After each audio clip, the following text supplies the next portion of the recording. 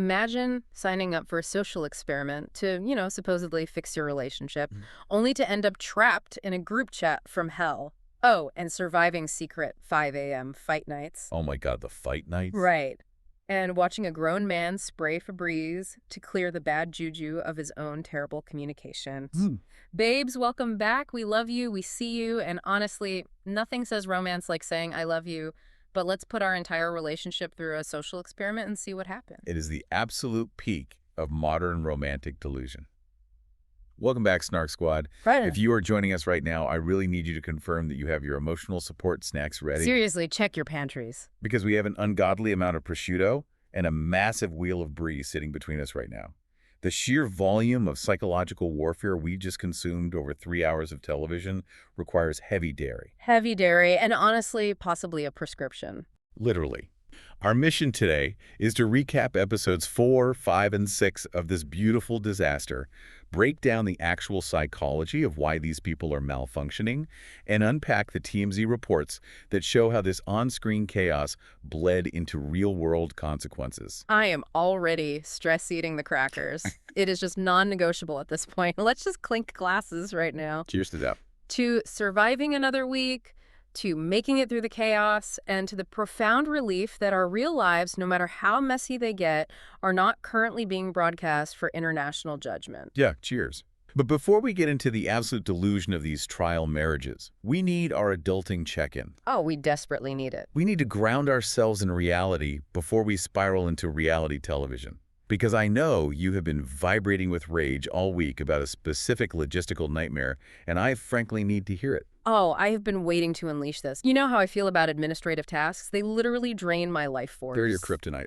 They are. So the random adult responsibility that completely derailed my week was trying to dispute a medical bill that was coded wrong. And let me tell you, the entire healthcare billing system is a psychological experiment designed to break the human spirit. I mean, you're not wrong, but I spent 3.5 hours on hold, 3.5 hours listening to this, like royalty-free, smooth jazz that sounded like it was being played through a tin can at the bottom of the ocean. And then this is exactly where my empathy hits a brick wall. Because you completely refuse to use systems to your advantage. Why are you sitting on hold for 3 hours? Because I had to talk to a human. I have a shared Google Calendar for all my life admin. I schedule disputes for my optimal productivity window. I use an automated dialer to wait on hold for me. And I have a literal spreadsheet of billing codes ready to reference. Why are you raw-dogging the American healthcare system over the phone? Because you cannot spreadsheet your way out of a broken bureaucracy. I've tried to be logical, but the world does not run on your color-coded calendars. It should. Well, it doesn't. It runs on human error, terrible hold music, and customer service reps who are just as traumatized by the system as we are. The realization hit me so hard this week. Like, my younger self thought adulthood meant absolute freedom. Oh, totally. I genuinely thought I would be hosting glamorous dinner parties in a silk robe. Instead, adulthood is just an endless cycle of defending your own bank account from administrative typos. It is all improvising. We thought turning 25 meant a fairy godmother of bureaucracy taps you on the head and suddenly you understand deductibles. Exactly. But everyone is faking it. The insurance reps are faking it, we are faking it, and everyone on this television show is desperately faking emotional maturity. But, since you are spiraling over your lack of systems, I will give you a win. What is the weirdly proud accomplishment that actually went right for you this week? Okay. It was so minor, but it felt emotionally massive. I had to reply to a wildly passive-aggressive email from a vendor, and for the first time in my professional life, I did not use a single exclamation mark. Wait, no exclamation marks at all? Not one. No, thanks so much for flagging this. No, looking forward to finding a solution. Just a period. A hard, cold, emotionally regulated period. I felt untouchable. Wow. I felt like I was setting a boundary that said, I am not managing your emotions through punctuation. I will actually give you credit for that. Women are so heavily conditioned to soften their communication. We use exclamation marks as digital bubble wrap, so the recipient doesn't feel threatened by a direct statement. Digital bubble wrap, that is exactly what it is. Dropping the bubble wrap is genuine growth. It's a tiny thing that completely shifts the power dynamic. It really is. It made my whole day better. Just sitting back and looking at that aggressively neutral email. It is the little things. Yeah. But speaking of improvising and power dynamics, I want to debate something with you before we jump into the recap. Let's talk about the perfect date delusion. Oh, boy. Because watching these cast members try to execute romantic gestures made me realize how vastly different our definitions of a good date are. I am fully prepared to destroy whatever whimsical fantasy you are about to pitch. Go ahead. Okay, my completely unrealistic, dreamy, perfect date. We meet at twilight. The location is somewhere with a view, maybe a rooftop with string lights, or a quiet little boat on a lake. A boat? Yes, a boat. The food is effortless but incredible, like artisanal tapas that just magically appear. There's live acoustic music playing softly in the background. But the most important part is the emotional connection. Right, of course. We are talking for hours, looking deeply into each other's eyes, sharing our childhood dreams, our fears, completely losing track of time. It's grand, it's romantic, and it's perfectly vibey. That sounds like a logistical nightmare masquerading as romance. Let's break down the variables you just introduced. Here we go. String lights, usually accompanied by mosquitoes. Yeah. A boat. What if you get seasick? What if the artisanal tapapas give you food poisoning on a floating vessel with absolutely no plumbing? You are ruining the vibe. What if you run out of things to talk about and you were trapped on a lake with a stranger? You are prioritizing aesthetics over functionality. Romance is not supposed to be functional. It's supposed to be an escape from functionality. Disagree. The most romantic thing you can offer someone is a stress-free environment where they can actually evaluate compatibility. My perfect date is highly efficient. Oh, I'm sure it is. A Tuesday evening, a well-lit, quiet coffee shop with a very clear, predefined end time. Let's say 45 minutes. We get a matcha, we sit down, and we exchange vital information regarding our life goals, financial stability, and conflict resolution styles. You are describing a job interview. If we align, we schedule a dinner for 2 weeks out. If we don't, we shake hands, express gratitude for the data collection, and leave. Low stress, high efficiency. A handshake.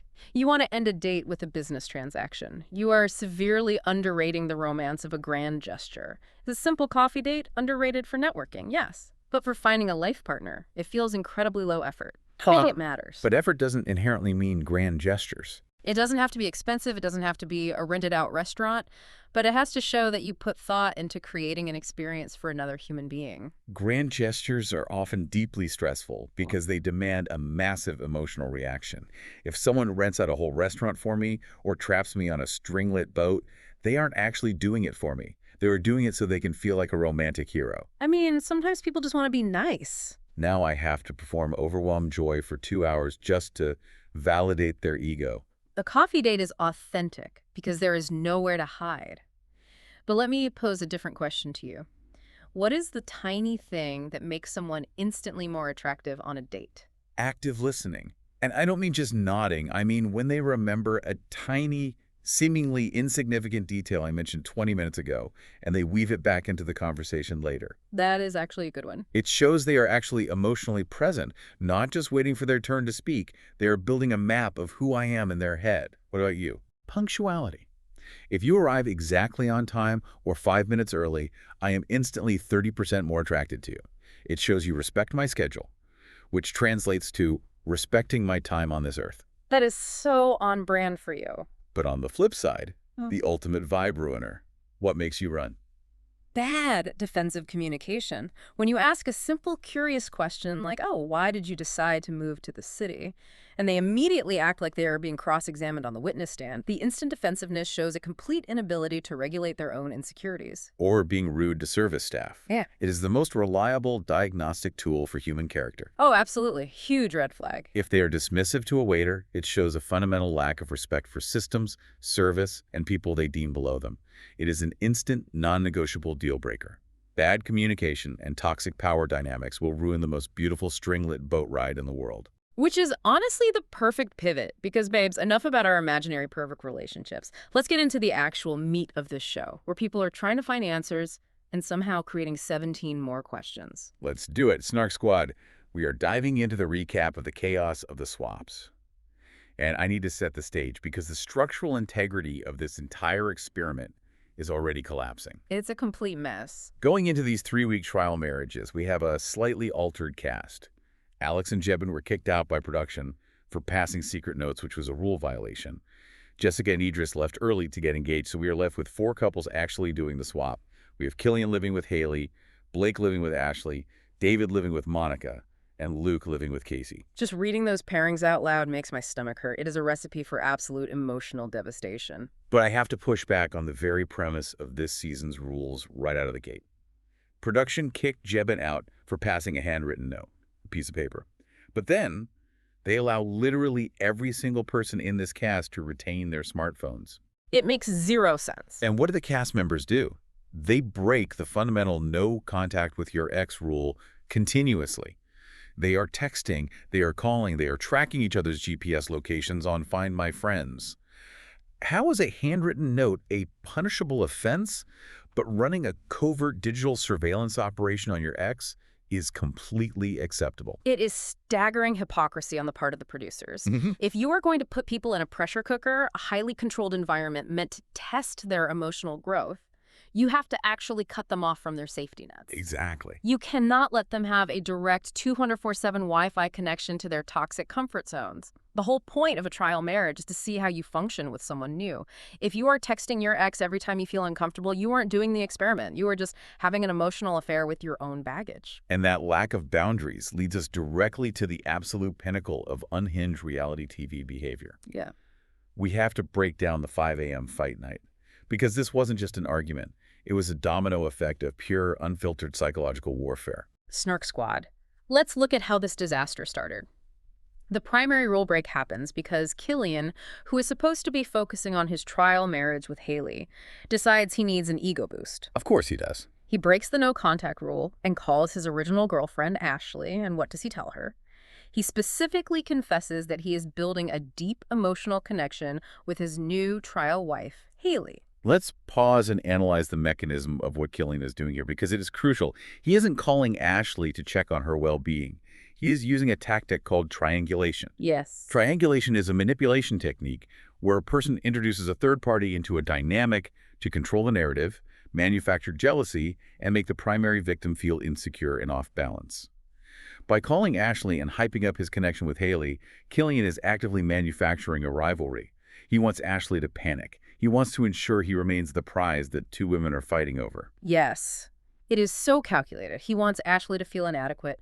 But the collateral damage is that Hayley overhears this entire conversation. Hayley, who already has her guard up, hears the man she's supposed to be connecting with using her as a pawn to hurt his ex. So what does Hayley do? She gets incredibly insecure and she retaliates. She breaks the rules too, and she secretly texts her original boyfriend, Blake. It creates a massive, toxic feedback loop. Killian's insecurity triggers Ashley's panic, which triggers Hayley's retaliation, which brings Blake into the mess. And it all culminates in the most absurd, modern dystopian confrontation possible.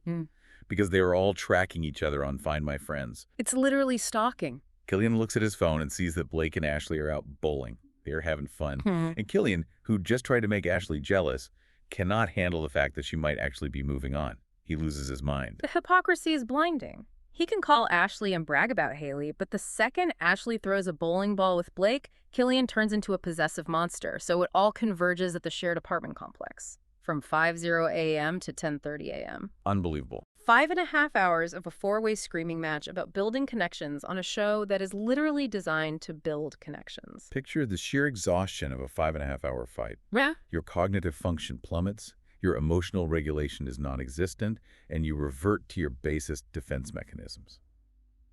This is why sleep deprivation is an interrogation tactic. And the masks completely slip. They really do. Ashley is crying, pleading with Killian, saying she just wants to be herself and experience the process without him punishing her for it. And Killian is aggressively dictating what being herself actually means. He is telling her how she is allowed to feel. But the moment that made me gasp out loud was Blake.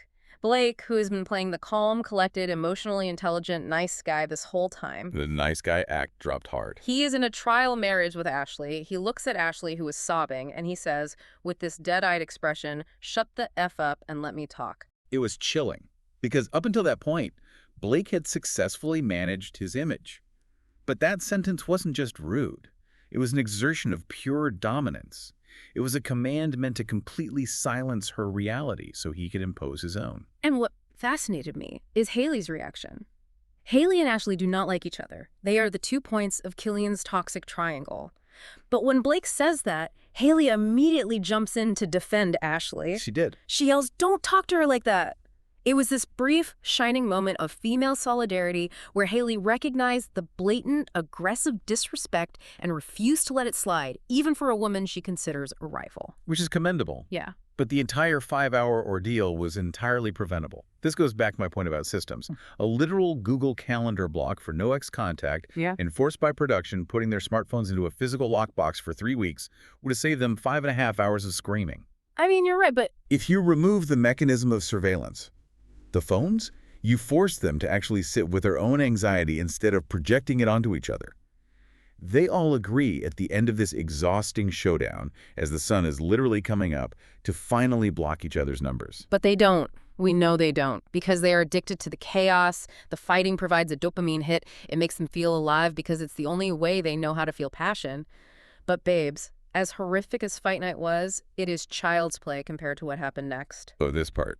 We have to talk about Killian, Hayley, and the group chat from hell. This is the turning point of the season for me. This is where we cross the line from messy, entertaining reality TV drama into genuinely dark, psychologically abusive territory. Hayley confronts Killian with undeniable photographic evidence. She took photos of his phone screen where his friends were having a group chat. And Snark Squad, I need to issue a massive trigger warning for just absolute grotesque misogyny. His friends were talking about gangbanging Hayley. They joked about changing the name of the show to the Anal Ultimatum. It's revolting. And they relentlessly mocked Killian for going from a big boob blonde referring to Ashley to a flat-chested brunette referring to Hayley. It was vile. It was degrading. It reduced these women to literal body parts for the amusement of men who weren't even on the show. And we must analyze Killian's reaction to this discovery because it is a textbook masterclass in a psychological defense mechanism known as DARVO: deny, attack, and reverse victim and offender. When Hayley confronts him with hard evidence that his inner circle is degrading the woman he is currently living with, he does not shut it down. He does nothing. In the text thread itself, he typed, "That's effed up," but he didn't actually defend her. He just offered a weak, non-committal response to keep the peace with his boys. But when Hayley confronts him face-to-face, he claims it's just boys' locker room talk. Which is the most enraging phrase in the English language. Exactly.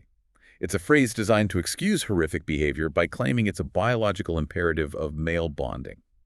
But then he takes it a step further into direct gaslighting.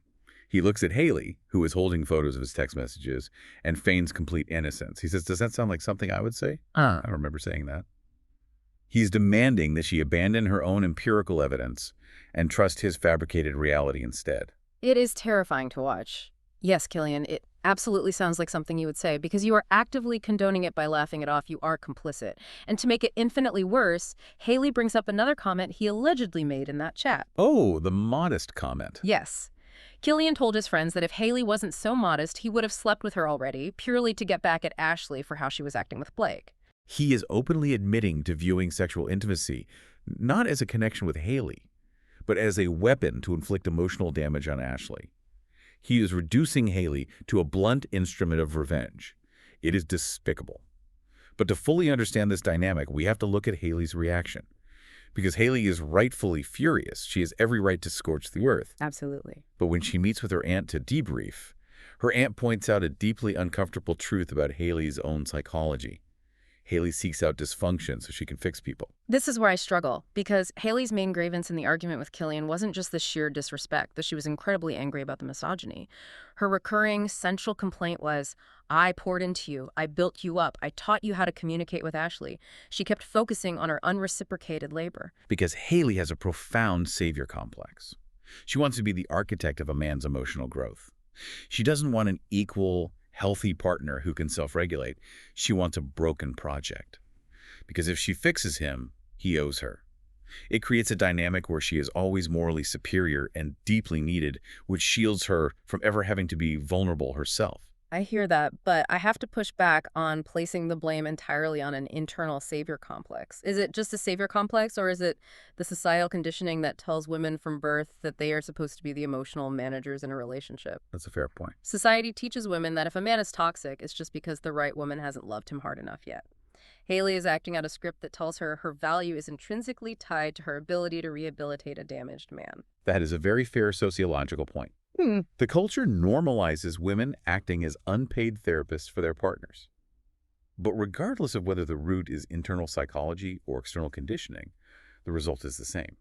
She is engaging in a deeply unhealthy cycle. But even with that complex, nobody deserves to be spoken about the way Killian's friends spoke about her, and nobody deserves the gaslighting Killian subjected her to. He is a walking manifestation of defensive manipulation. He truly is. He creates a narrative in his head where he is the victim, and he forces reality to bend to it. But the real tragedy of Killian's behavior isn't how it affects Hayley, it's how it is mirrored in how Ashley receives it.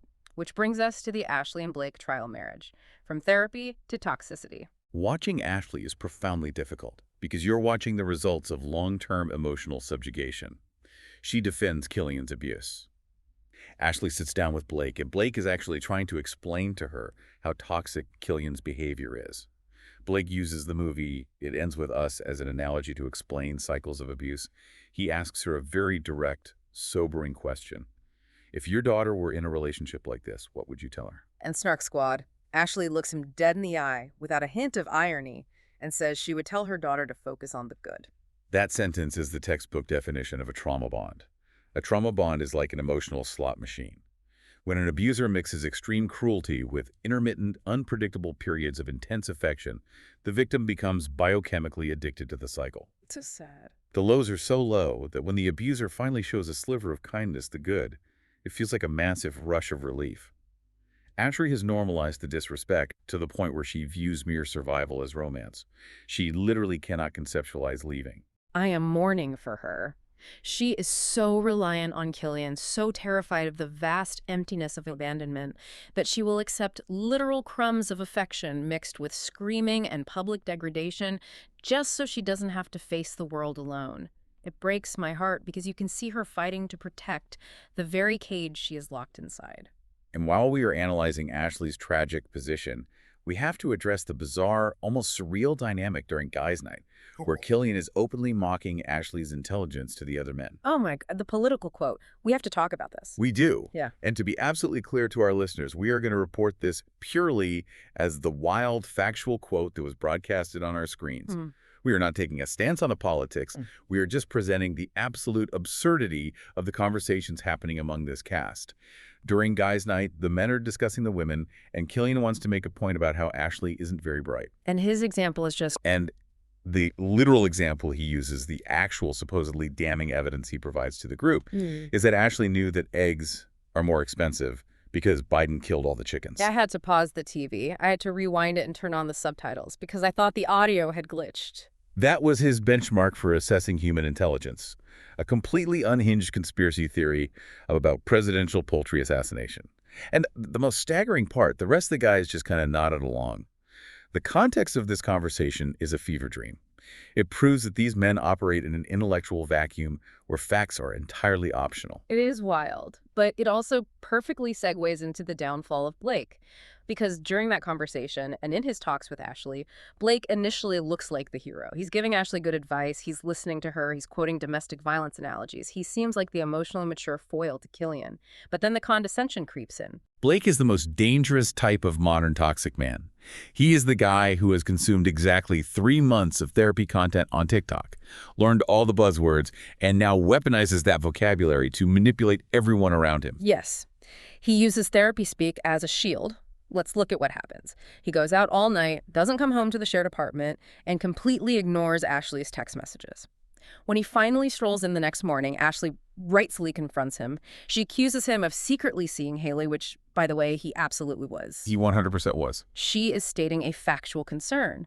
And how does Blake respond? He doesn't answer the question. He puts on this fake, calm, artificially soothing therapist voice. He asks her for proof. And then he turns it around and accuses Ashley of gaslighting him for being upset. It's an incredibly insidious tactic called tone policing. He uses his artificial calmness to make her natural, justified anger look like hysteria. He tells her she's heightened, that she's projecting, and that she doesn't have the emotional capacity to have a productive conversation. He is stealing the language of emotional intelligence to invalidate her reality.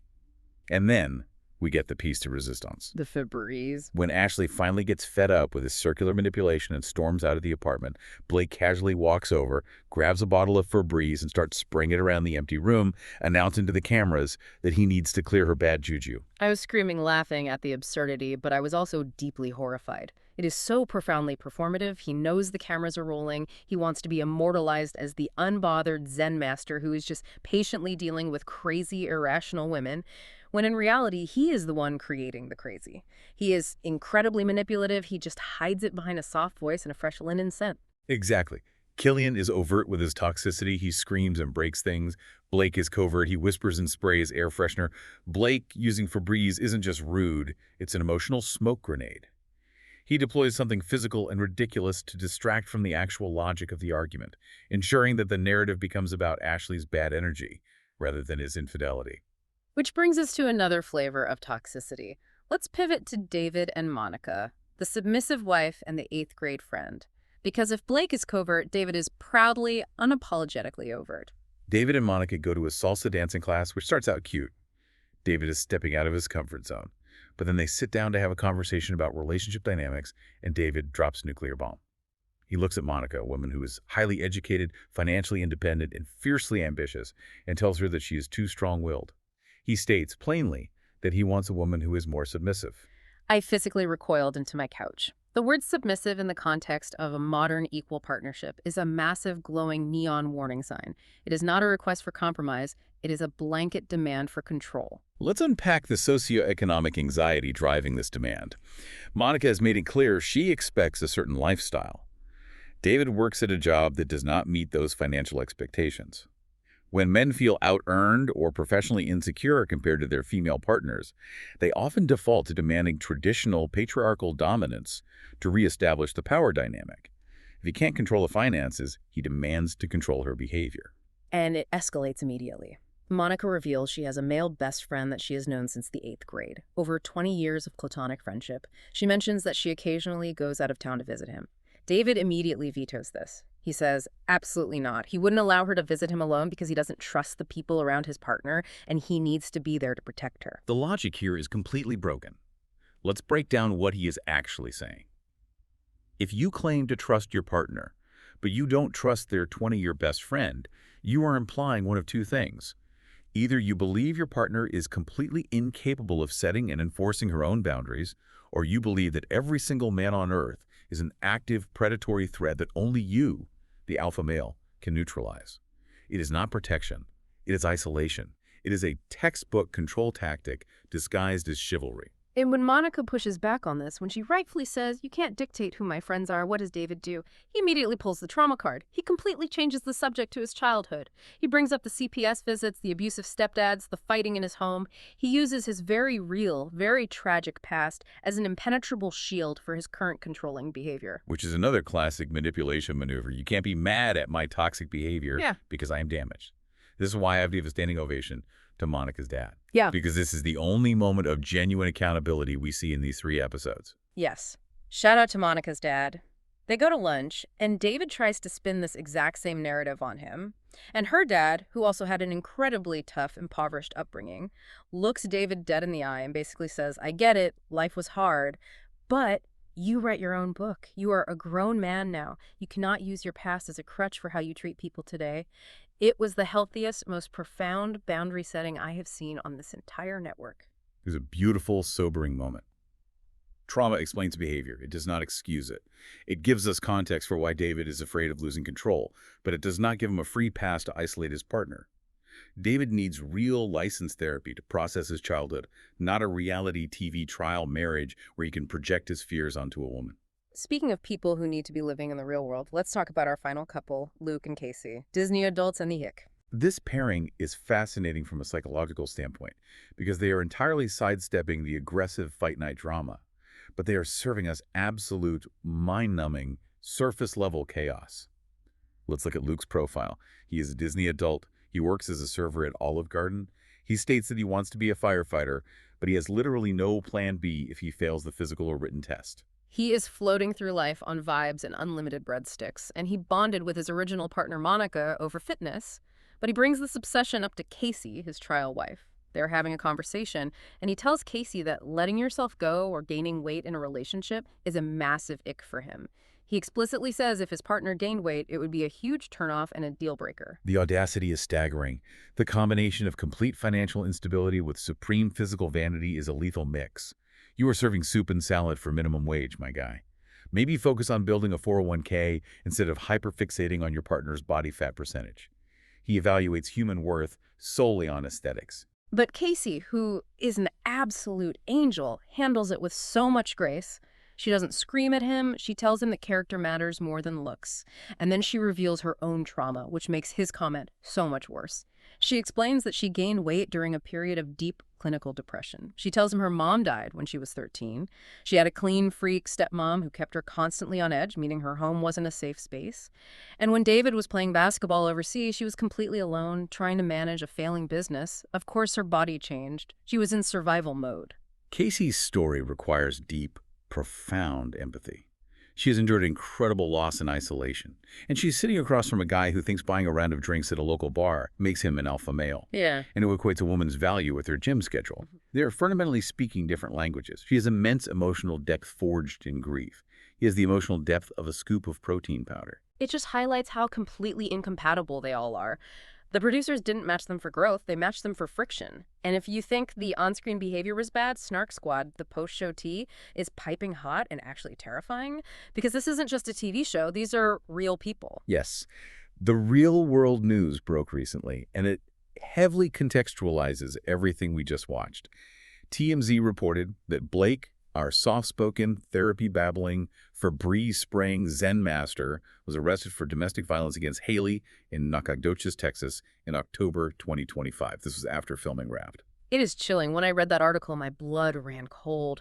Now, the legal outcome is that the charges were dismissed and expunged almost immediately.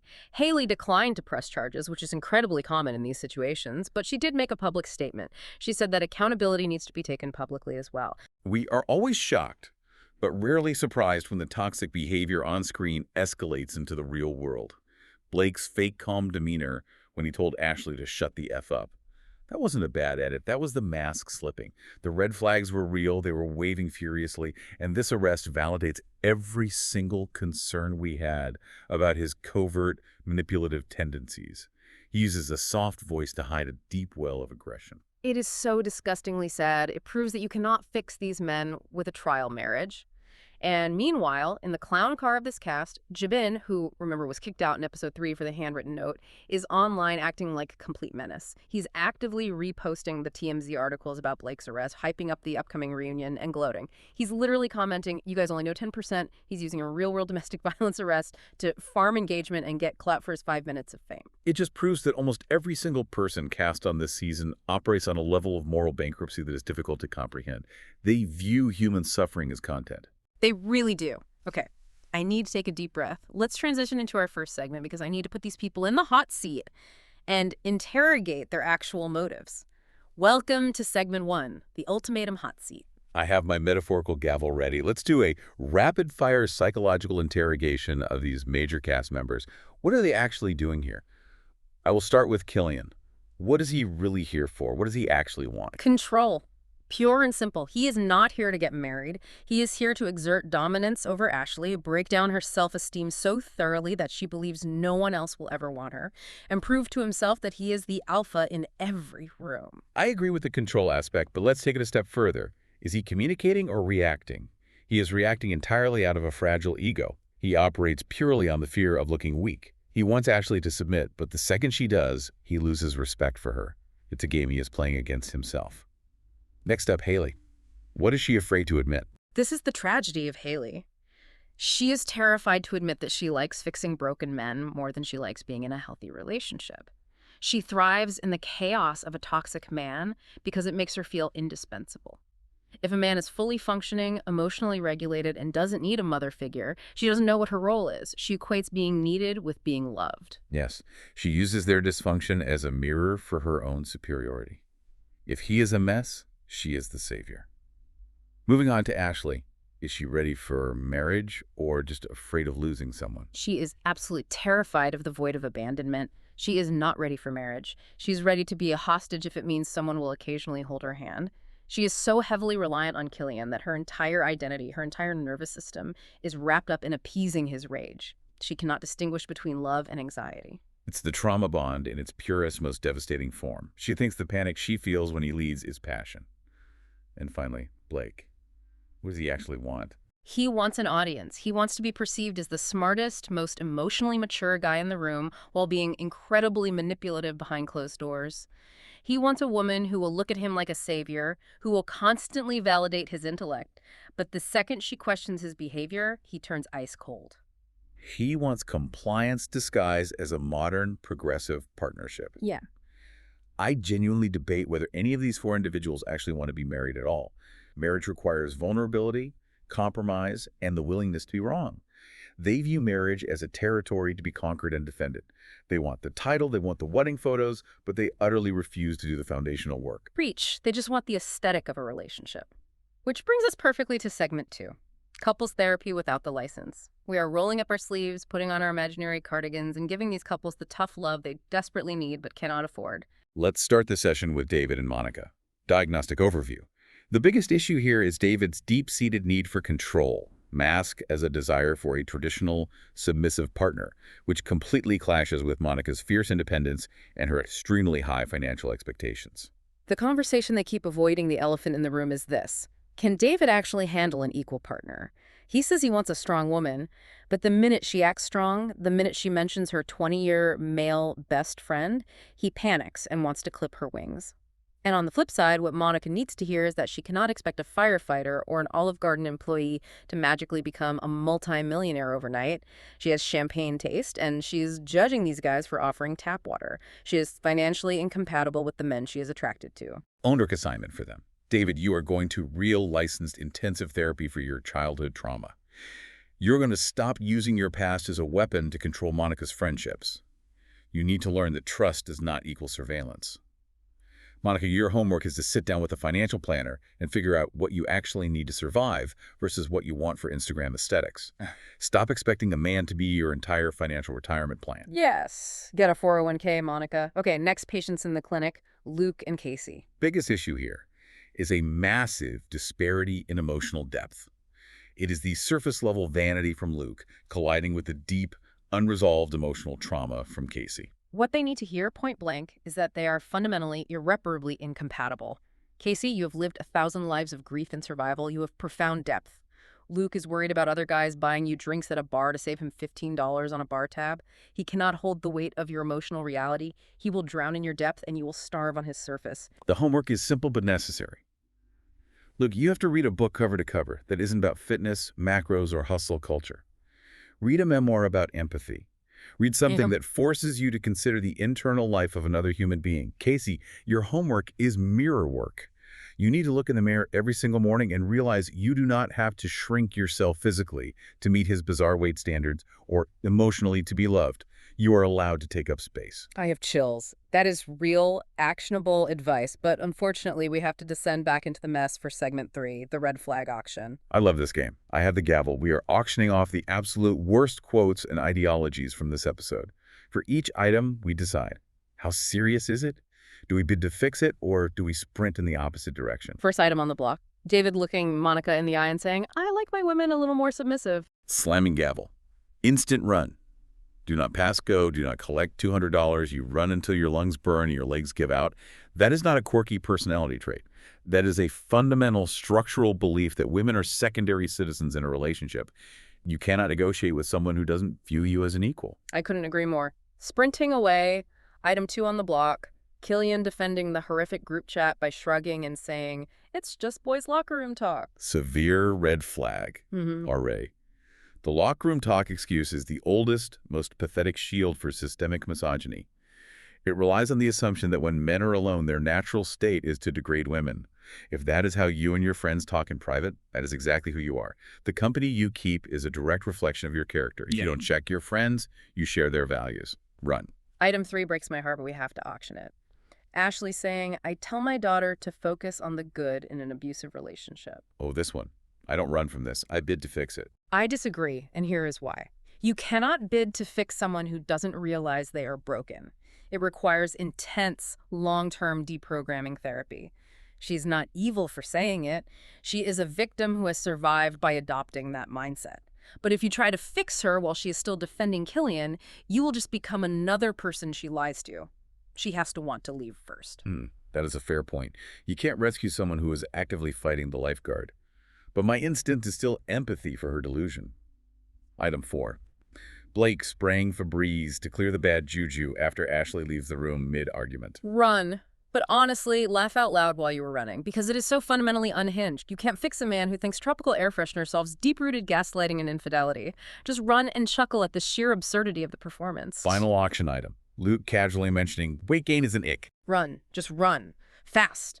Actually, maybe sprint. He will probably count it as cardio for him. It is so utterly superficial. Bodies change, people age, sickness happens, pregnancies happen. If your love is conditional on a certain pant size, it's not love. It's a casting call for a very specific aesthetic. Gavel slammed. Auction closed. We are all leaving this auction single, heavily traumatized and deeply distrustful of men who carry Febreze. Which brings us to our final hypothetical game, segment 4. If we were on the ultimatum. Oh no, this is where we expose our own neuroses. If we voluntarily signed up for this nightmare, who spirals first? It's you, without question. It wouldn't even take 48 hours. I completely admit it. I would spiral on day 2. I have zero emotional boundaries. I would absorb everyone else's trauma like a sponge. I would be crying in the bathroom for Ashley. I'd be trying to psychoanalyze Killian over breakfast. I'd be validating Casey's grief at 3 a.m. I would take on the emotional weight of the entire cast, try to fix all of them, and completely forget why I was even there in the first place. I would leave a shell of a human. Meanwhile, I would survive, but barely, and only through sheer administrative force. I would create the entire trial marriage like a doomed corporate offsite. I would create a strictly enforced shared calendar for my trial partner. 9 a.m. to 10 a.m., discuss childhood trauma. 10 a.m. to 10:15 a.m., scheduled crying. 10:30 a.m., grocery shop. I would try to manage the emotional chaos with spreadsheets, and I would eventually snap and have a meltdown when someone didn't follow the color-coded agenda. So, knowing your need for structure, what kind of trial partner would you choose? I would pick Casey, because she is chill, she is a homebody, and she stays in the apartment. We would sit on opposite ends of the couch, not speak to each other for 6 hours while reading our respective books, and it'd be the most peaceful 3 weeks of my life. Who would you pick? I would pick Luke. Luke, the Olive Garden Disney adult who evaluates women based on BMI. Wow. Hear me out. I would pick Luke solely to ignore the drama. He has no emotional depth, which means I wouldn't have to carry any emotional weight. We would just go to theme parks. I would let him talk about his protein macros. I would nod and say, wow, crazy. And then we would ride the teacups. It would be a complete mindless vacation from reality. That is actually a brilliantly cynical strategy for survival. But let's be real about the outcome for both of us. What lesson would we learn? If we went on this show, we would both learn that we belong alone. We would leave single, heavily medicated, and demanding a 6-month paid vacation to a remote island with absolutely zero cell service. Absolutely. No engagement rings, just prescriptions and a strict boundary against ever speaking to another human being about their feelings ever again. And that, Snark Squad, brings us to the end of this absolute marathon of our recap. We have dissected the gaslighting, we have mourned the brainwashing, we have analyzed the triangulation, and we have firmly established that a shared Google Calendar cannot, in fact, fix a man who uses Febreze as a conflict resolution tool. But now we turn it over to you. Snark Squad, get in our comments, slide into our DMs, let us know your thoughts. Would you ever, under any circumstances, give your partner an ultimatum? Knowing what you know now about how these environments breed toxicity, would you ever voluntarily subject your relationship to this kind of pressure? And which couple, if any, do you think actually has the strongest foundation? Is it possible for any of these people to walk away healthy, or is the entire cast fundamentally doomed? And most importantly, what advice would you scream at the TV for this cast? Because I know I lost my voice a few times. Thank you all so much for listening and spiraling with us. Please remember to subscribe, leave us a 5-star review, and share this show with another reality TV-loving Dave who desperately needs emotional support snacks. And I want to leave you with one final thought to mull over before next week. We laugh at these shows, we snark on them, but reality TV doesn't just reflect our toxic relationship dynamics. It actively manufactures a new cultural script for how people fight in the real world. Think about Blake. We're watching a generation of people learn how to weaponize therapy language from these very shows, turning the tools meant for healing into the ultimate weapons for manipulation. Next time you hear someone use the word gaslighting in an argument, ask yourself, Are they diagnosing a problem, or are they just trying to win the fight? Stay honest, stay hopeful, and we'll see you on the Snark side.